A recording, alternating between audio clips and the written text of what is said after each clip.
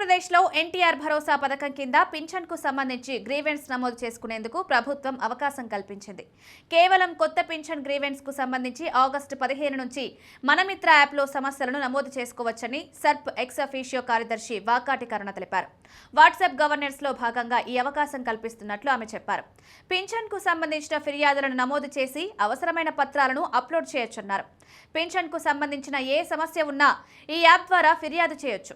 Mana Mitra app ద్వారా ఫిర్యాదులు చేయడం వలన సమస్యలను త్వరగా పరిష్కరించడానికి అవకాశం ఉంటుందన్నారు.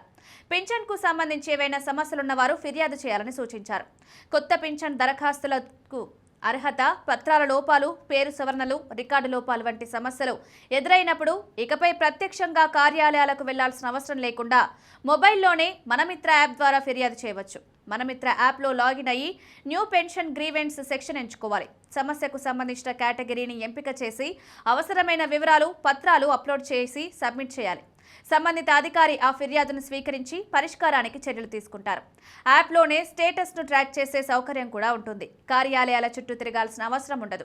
కొత్త పింఛన్ సమస్యలు త్వరగా పరిష్కారం అవుతాయి. ప్రభుత్వ ప్రక్రియలో పారదర్శకత పెరుగుతుందని తెలిపారు. గ్రామీణ ప్రాంతాల్లో మురుగునీటి శుద్ధి కోసం ప్రభుత్వం పెద్ద ఎత్తున నిధులు విడుదల చేసింది. మొత్తం 77 వ్యర్థ జలాల శుద్ధి ప్లాంట్ల ఏర్పాటుకు 115.5 కోట్ల రూపాయలు కేటాయించింది. స్వచ్ఛ భారత్ కార్యక్రమంలో భాగంగా ఈ పనులు జరగనున్నాయి.